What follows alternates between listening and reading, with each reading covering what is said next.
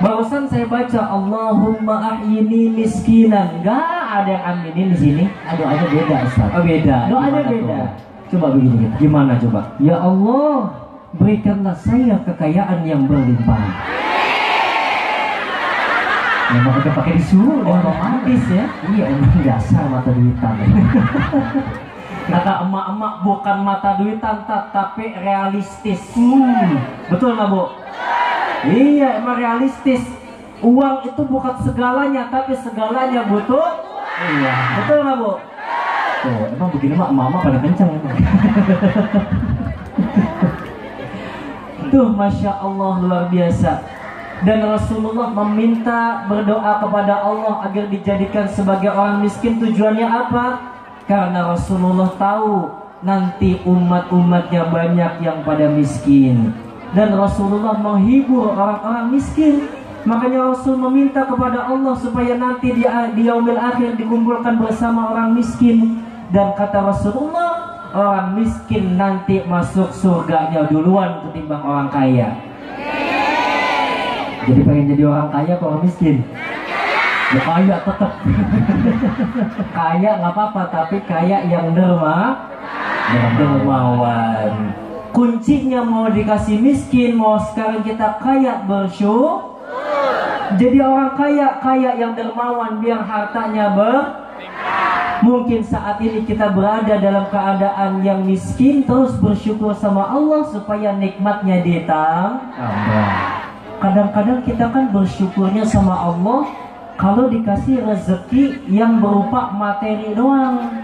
Contohnya uang tadi tuh, misal suami tanggal muda bawa uang gajian, kita baru bersyukur. Kita kadang-kadang ketipu Pak, Bu. Sekarang Bapak sama Ibu, kita semua dikumpulin di sini di tempat yang mulia ini dalam keadaan semuanya sehat. Saya tanya, itu rezeki bukan? Rezeki. Coba mohon maaf, kita punya uang banyak tapi badan nggak sehat, kira-kira nikmat apa enggak? Nggak nikmat. Kita mau makan makanan yang enak tetap lidah terasa pahit, betul nggak? Kita pengen jalan-jalan, liburan nggak bisa, betul nggak? Yang ada uangnya habis buat berobat mulu, betul nggak betul? Kita punya mata masih bisa ngelihat dengan baik, itu rezeki bukan? Kuping masih bisa ngedengar dengan enak, itu rezeki bukan?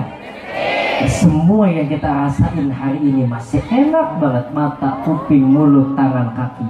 Itu adalah rezeki yang paling mahal yang Allah kasih buat kita semua. Nafas kita masih bisa nafas dengan enak gratis. Kalau Allah minta dibayar berapa duit kita kasih. Kita lihat orang Bu, yang napasnya pakai tabung oksigen itu kan mahal itu ya. Sekalinya habis beli lagi, habis beli lagi.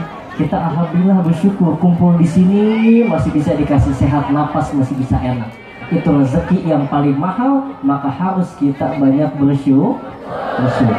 Allah Subhanahu wa taala berfirman, A'udzu billahi minasyaitonir rajim. Wa in ta'allana rabbukum la in syakartum la azidannakum la in syakartum la azidannakum wa la in kafartum inna azabi lasyadid. Allah. Tuh, kita ayatnya udah sama-sama hafal. Kata Allah, kalau kita selalu bersyukur kepada Allah dengan semua nikmat yang Allah kasih, baik banyak ataupun sedikit, kalau bersyukur Allah bakal tambahin nikmat buat kita. Tapi kalau kamu kufur nikmat daripada apa yang aku berikan kepada kamu, dikasih ini ngeluh, dikasih itu ngeluh, baik yang sedikit ataupun yang banyak, baik berupa harta ataupun kesehatan kamu mengeluh, inna adabi la syadid, sesungguhnya azabku sangatlah pedih. Na'udzubillahi min dzalik. Makanya nanti ibu pulang dari sini bawa ilmu tentang syukur. Kita syukurin aja, Bu. Walaupun ibu punya suami kerjanya ngojek, sehari bawa uang 7 juta, bersyukur, alhamdulillah. Siapa tahu besok suami ibu pulang ngojek bawa uang 20 juta. Itu kenceng amat ngojek. Iya, kan bos ojek. Oh, bos ojek. Iya. Walaupun kita punya rumah masih ngontrak, bersyukur, alhamdulillah. Siapa tahu nanti bisa kebeli rumah yang mewah. Walaupun saat ini ada yang belum dikasih keturunan sama Allah, bersyukur, alhamdulillah. Siapa tahu pulang dari sini berkah maulid dikasih keturunan yang soleh dan soleha. Doni Dion pulang ceramah enggak bawa apa-apa, bersyukur, alhamdulillah. Siapa tahu pulang dari maulid ini bawa amplop sama buah.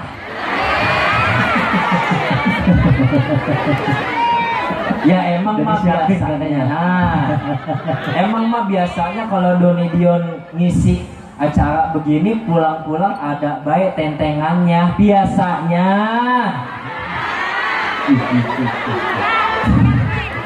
Kalau di sini nggak ada mah ya nggak apa-apa. Kok jadi siapin ya? Oh alhamdulillah. Iya. Kalau di sini nggak ada mah emang nggak apa-apa ya. Namanya ke panitia mah kayak ke orang tua sendiri. Cuma selagi masih bisa panitia usahain ya. Ya Allah. Apalagi keistimewaan Rasulullah. Dalam Al-Barzanji kita berjanji dinyatakan syadidal haya wa tawadu. Baginda Rasulullah itu orangnya sangat pemalu dan rendah hati. Malu banget Rasul. Dalam satu riwayat baginda Rasulullah pernah naik ke atas Ka'bah untuk membenerin itu kiswah kain Ka'bah. Nggak sengaja ketiup angin jubahnya Rasul, tersingkaplah jubahnya, kelihatanlah betis Rasul yang mulia sama para sahabat dari bawah. Saya mau nanya, Bu, betis kalau laki-laki itu aurat atau bukan? Kan aurat laki-laki dari pusar sampai lu, betis mah bukan. Ketiup angin itu jubahnya Rasul, kelihatan betisnya Rasul sama sahabat di bawah. Akhirnya Nabi turun dari atas dalam kondisi wajah yang memerah saking malunya dilihat sama sahabat. Itu saking malunya Rasul, Bu. Coba kita tengok anak-anak remaja zaman sekarang, urat malunya udah pada putus semua. Betul apa betul? Kalau kita Pak, Bu, semalam nih malam minggu, Masya Allah, saya semalam ngisi acara di Cirebon, di desa Kejiwan tuh, di Susukan. Itu saya perjalanan jalan, banyak anak-anak muda pada pacaran, kagak ada rasa malu, laki-laki sama perempuan boncengan, peluk-pelukan, yang cewek duduknya nungging banget.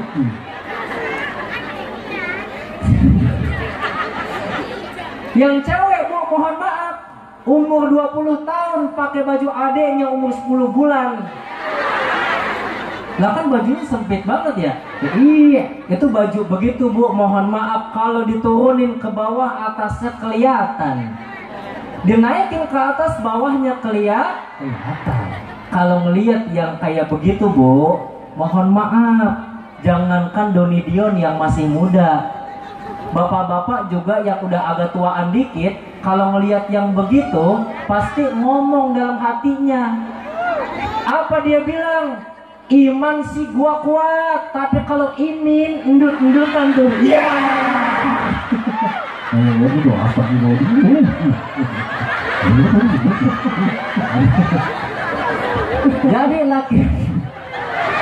Jadi laki-laki jaga pandangan, perempuan juga jaga penampilan.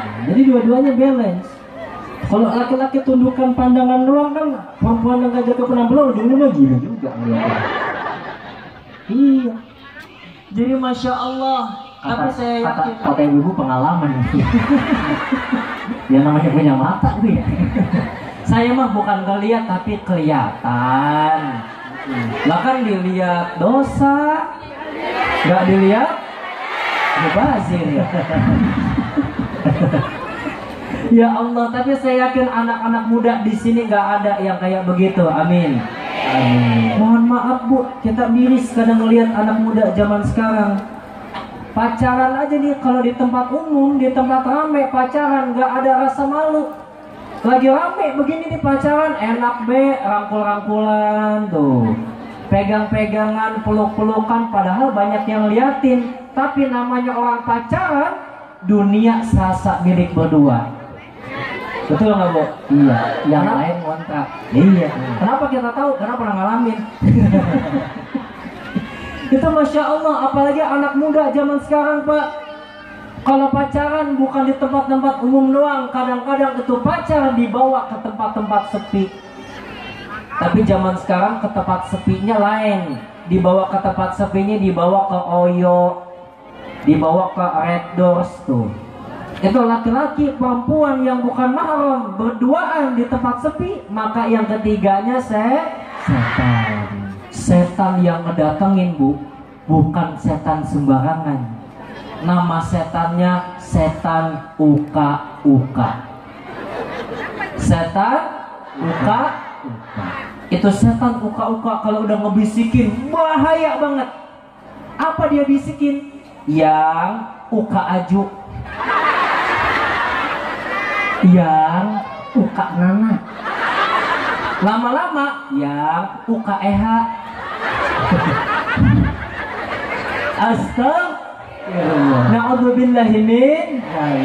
Makanya kita pesan di sini. Saya hadir di sini bangga, salut, senang. Yang hadir kumpul ngaji banyak, bukan cuma bapak ibu doang. Yang muda pun banyak, biar jadi anak muda yang soleh dan soleha. Amin. Makanya peringatan Maulid gini kan supaya ada pembentukan akhlak, supaya mencontoh baginda Nabi Muhammad.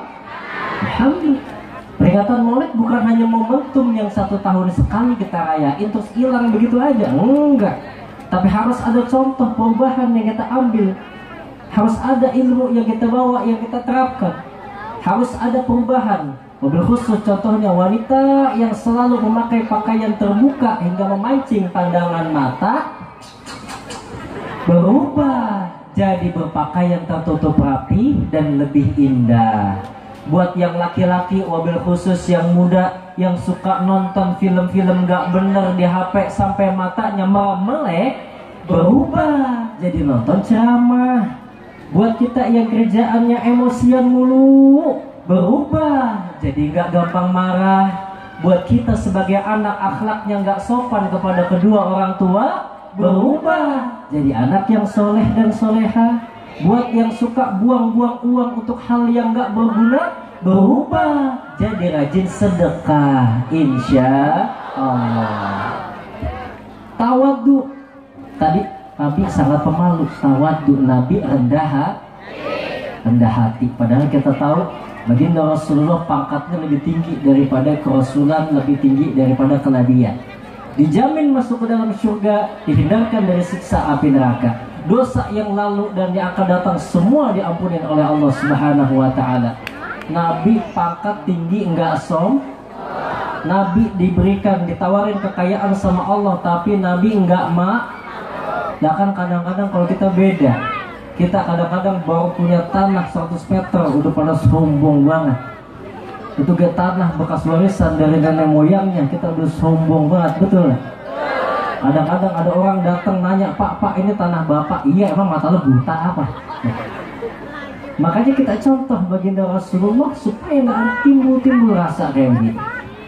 Apalagi keistimewaannya baginda Rasulullah, ibu bapak, itu Nabi bercucuran keringet, tapi keringetnya Rasulullah itu jadi minyak wangi. Beda sama kita. Rasul manusia, kita juga manusia. Cuman baginda Rasulullah bukan sembarang manusia. Kita keringetan sekarang, baginda Rasulullah juga sama keringetan. Cuman keringetnya Rasul sama keringet kita beda. Keringetnya baginda Rasulullah itu wangi, Bu, harum. Makanya kalau ibu baca dalam kitab Maulid, Rawi, Syirah Nabawiyah, semuanya ibu baca, nggak ada yang menjelaskan bau-baunya Nabi, nggak ada. Baginda Rasulullah semua wangi, bahkan air liurnya pun wangi baginda Rasulullah. Ceritanya kita udah sama-sama tahu, Bu. Di dalam Sahih Muslim yang diriwayatkan oleh Anas bin Malik, Yang mana singkat cerita Bu, Rasulullah itu pada saat siang hari pernah main ke rumahnya Anas.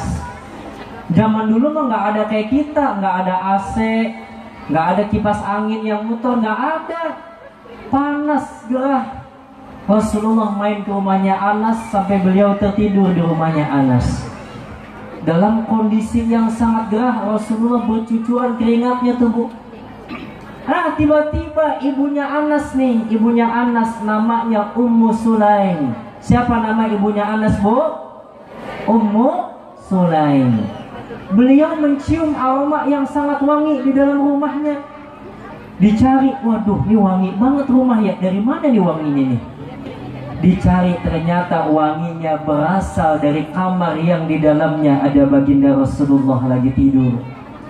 Rasulullah tidur sambil bercucuran air keringat yang sangat wangi.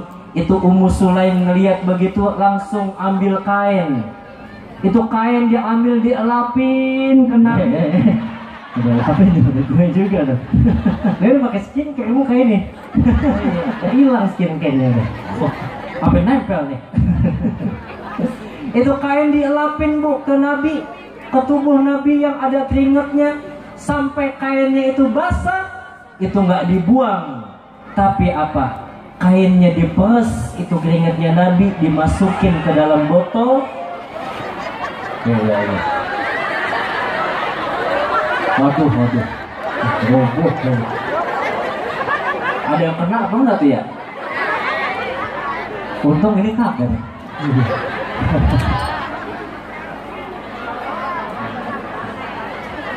Terus ini nih Bu. Terus ini nih. Tuh tadi Ummu Sulaim. Keringatnya Nabi diperes, dimasukin ke dalam botol buat dijadiin minyak wangi. Saking wanginya keringatnya Nabi. Tiba-tiba Nabi bangun.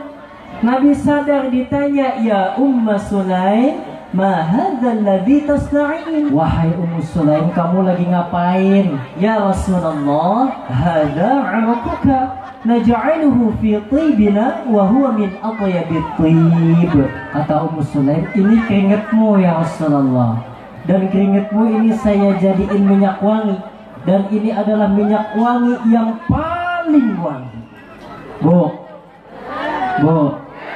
kita kalau pengen punya minyak wangi yang wanginya wangi banget, tahan lama, kan harus beli yang harganya mahal, betul? Mereknya juga harus merek yang terkenal, yang branded. Tapi lihat, semua minyak wangi kalah sama keringatnya Nabi doang, saking sempurnanya itu baginda Rasulullah. Makanya ntar kalau ibu semua di sini ibu penasaran, ntar pulang dari sini begitu ngelihat suaminya keringetan, lah ibu ambil tisu itu, dan pakai tangan ibu tinggal apa? Dia lapin itu pelan-pelan. Jangan dibuang Bu, jangan. Pas masukin botol, cium deh. Kira-kira wangi apa enggak? Lo pingsan katanya. Ya Allah, makanya Rasulullah istimewa, beda sama kita sebagai manusia biasa. Apalagi yang membedakan Rasul dengan kita? Rasulullah memiliki paras wajah yang sangat tampan. Kalau ibu-ibu yang hari ini datang ke sini ngelihat Doni Dion yang segini aja udah ganteng, itu Rasulullah lebih ganteng luar biasa. Manusia saat ini nih yang terganteng gak ada yang bisa ngalahin Rasul. Jangankan kita, ternyata baginda Rasulullah ketampanannya melebihi ketampanan Nabi Yusuf alaihi salam. Bu, Nabi Yusuf ganteng nggak? Ganteng nggak? Ibu pernah ketemu nggak sama Nabi Yusuf? Kita kalau baca di cerita, si ibu mah ketemunya mau Ucup kali. Iya Ucup ya. Kita kalau baca di kitab-kitab, di syirah-syirah Nabi Yusuf alaihi salam, wajahnya sangat tampan, indah, rupawan, betul nggak? Tapi ternyata baginda Rasulullah ketampanannya melebihi ketampanan Nabi Yusuf alaihi salam. Maka kalau diibaratkan, kalau kata guru saya itu ada contoh sebuah lingkaran. Ini lingkaran dibelah menjadi dua. Yang satu ketampanan untuk baginda Rasulullah, yang satu untuk Nabi Yusuf alaihi salam. Tapi yang untuk Nabi Yusuf itu masih dibelah lagi ternyata. Yang satu untuk Nabi Yusuf, dan yang setengah ini dipecah-pecah lagi untuk kita umat manusia biar pada ganteng, biar pada cantik. Tapi lihat ketampanannya baginda Rasulullah ini tetap utuh, tidak terbagi-bagi lagi. Bahkan dalam suatu riwayat dikatakan kalau dulu Nabi Yusuf ketika lewat, wanita yang terpana melihatnya sampai nggak sengaja terpotong jarinya, betul nggak? Kalau seandainya itu adalah Nabi Muhammad SAW, mereka sudah menusuk-nusuk hati mereka sendiri, saking tampannya baginda Rasulullah.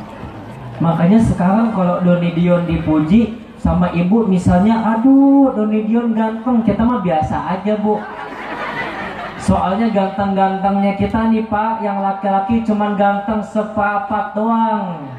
Apalagi kita bu, udah sepapat bagi dua lagi ya, udah habis. Tapi ketampanannya Rasulullah sangat utuh. Wajahnya beliau sangat indah, sampai para sahabat yang berjumpa dengannya selalu mengatakan, tidak ada hal yang paling indah yang kami lihat selain wajahmu ya Rasulullah. Bahkan dalam sebuah hadis dinyatakan, an Abi Ishaq radhiyallahu anhu qala, su'ila al-Bara, akana wajhun Nabiy sallallahu alaihi wasallam mithla as-sayfi? Qala, la, bal mithla al-qamar. Dari Abu Ishaq yang mengatakan, Al-Bara pernah ditanya, apakah wajah baginda Rasulullah itu bagaikan